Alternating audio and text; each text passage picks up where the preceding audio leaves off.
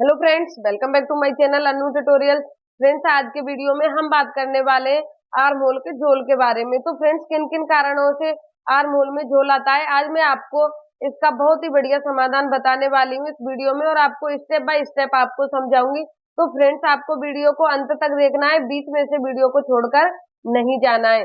तो फ्रेंड्स, बहुत से लोगों की प्रॉब्लम है कि वो ब्लाउज तो एकदम परफेक्ट फिटिंग के साथ बनाकर कंप्लीट कर लेते हैं, बट यहाँ पे उनके झोल ये खत्म नहीं होता है। तो इसको आप कैसे खत्म करें जिससे आपका ब्लाउज देखने में भी एकदम सुंदर लगे और उसकी फिटिंग भी एकदम परफेक्ट आए। तो फ्रेंड्स, आइए वीडियो को शुरू कर लेते हैं और जान लेते हैं कि किन कारणों की वजह से आर्म होल में झोल आता है। फ्रेंड्स, आपको समझाने के लिए मैंने ये अस्तर का फैब्रिक लिया और इस पे मैं आपके लिए बताऊंगी कि आपको कटिंग में किन किन बातों का ध्यान रखना है जिससे कि आपके ब्लाउज के आर्म होल में झोल नहीं आए। तो फ्रेंड्स, सबसे पहली बात मैं आपके लिए बता देती हूँ कि जब भी आप ब्लाउज का मेजरमेंट लेते हैं तो आपको इस तरीके से मेजरमेंट लेना है। देखो, यहाँ पे अपर ब्रेस्ट का अलग लेना है और फुल ब्रेस्ट का अलग लेना है। सबसे पहली बात तो आपको यही ध्यान रखनी है कि किसी किसी का तो यहाँ से ये अपर ब्रेस्ट ज्यादा होता है और किसी का ये कम होता है। जैसे ही आप ब्लाउज का मेजरमेंट लेते हैं, अगर आपने ब्लाउज का मेजरमेंट एकदम सही लिया है तो आपका ब्लाउज है एकदम सही बनेगा, और अगर आपने यहाँ पे फुल ब्रेस्ट में और अपर ब्रेस्ट में कोई मिस्टेक कर दी है तो आपके ब्लाउज होल में ये झोल आना एक नॉर्मल सी बात है। और फ्रेंड्स, अब मैं आपको अगला पॉइंट बताती हूँ कि आपको कटिंग में कहाँ पे ध्यान रखना है। तो देखो, मैंने यहाँ पे इसके गले का और यहाँ पे इसके आर्म होल का निशान लगा रखा है, पर इसे मैं आपके लिए समझाऊंगी। तो देखो, यहाँ पे आपको आर्म होल की कटिंग करनी है, इसी शेप में करनी है जिस शेप में निशान लगाया है। एकदम गोलाई से आर्म होल की आपको कटिंग करनी है। मैं कटिंग करके आपके लिए बता देती हूँ।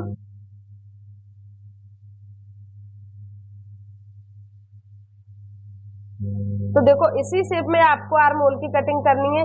इस तरीके से यहाँ से आपको ना ही तिरछा काटना है, ना ही एकदम ऐसे आपको सीधा काटना है, बिल्कुल इसी शेप में आपको कटिंग करनी है। अगर आपने आर्म होल की कटिंग एकदम सही कर दी है तो आपका ब्लाउज भी एकदम परफेक्ट बनके कंप्लीट हो जाएगा। तो फ्रेंड्स, दूसरी बात ये हो गई कि आपको आर्म होल की कटिंग करनी किस तरीके से है। और फिर आपको तीसरी बात का ध्यान रखना है कि आपका जितने भी साइज का ब्लाउज है आप उसका यहाँ पे फिटिंग का निशान लगाएं। तो देखो, मैं यहाँ पे आपके लिए बता देती हूँ 36 साइज का, 36 साइज के हिसाब से। तो देखो, यहाँ पे 9 इंच का ये मैंने निशान लगा दिया है, और फिर यहाँ से इसके बीचों बीच में आपको निशान लगाना है। जो फ्रंट वाली साइड होती है इसके आर्म होल को घेरा काटते हैं। तो देखो, ये आधा इंच से 2 पॉइंट ज्यादा है, यानी कि पौना इंच है। तो यहाँ पे मैंने पौना इंच का निशान लगा दिया है, और यहाँ से आपको इस तरीके से यहाँ तक निशान को लगाना है। यहाँ पे आपने फिटिंग का निशान लगाया, ये आपको ध्यान रखना है, इससे आगे आपको निशान नहीं लगाना है। और फिर आपको ऊपर की साइड निशान लगाना है, इस तरीके से निशान लगाते हुए जाना है। बिल्कुल यहाँ तक आपको निशान नहीं लगाना है। देखो, कम से कम आपको 1 या फिर 1.5 इंच तक ही निशान लगाना है, और ऊपर की साइड में निशान नहीं लगाना है। फिर आपको कटिंग कैसे करनी है इसकी, देखो, ये बैक और फ्रंट दोनों पार्ट हैं, तो आपको ये बैक वाले पार्ट को नीचे ऐसे ही छोड़ना है और ये फ्रंट वाले पार्ट को ऐसे उठाना है और ऐसे उठा के इसकी कटिंग करनी है।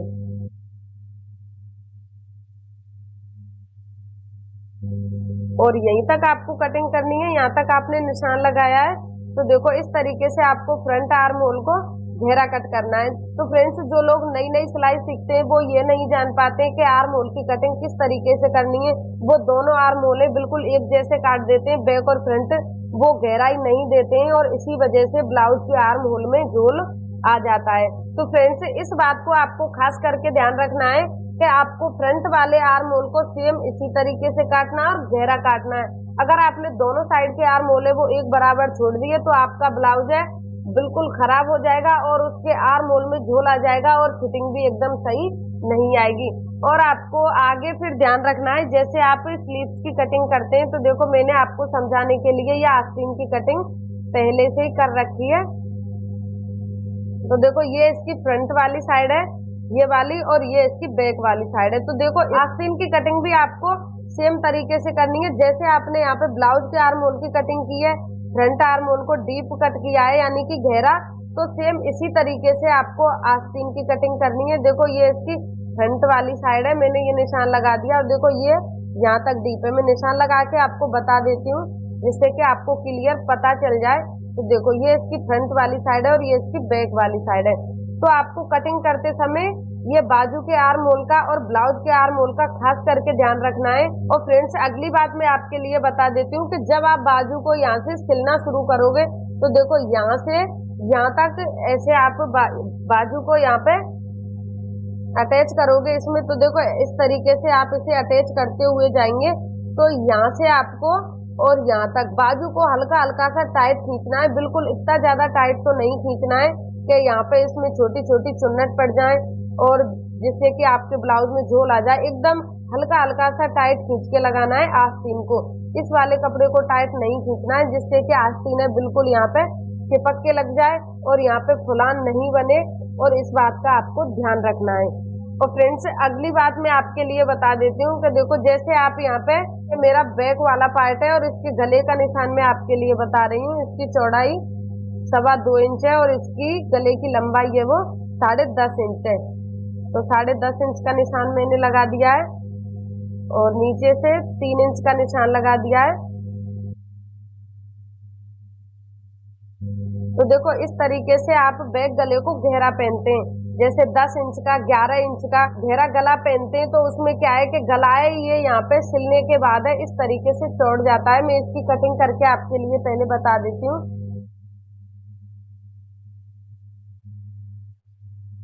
तो देखो ये मैंने बैक वाले गले की कटिंग कर दी है। अब आपके लिए मैं इसमें समझा देती हूँ कि जैसे कि आप बैक वाले गले को डीप पहनते हैं 10 इंच का 11 इंच का, तो उससे क्या है कि ये गला है हमारा बनने के बाद इस तरीके से फैल जाता है और इस तरीके से फैलने के बाद देखो यहाँ पे इस तरीके से ये झोल आ जाता है ब्लाउज के बैक साइड में।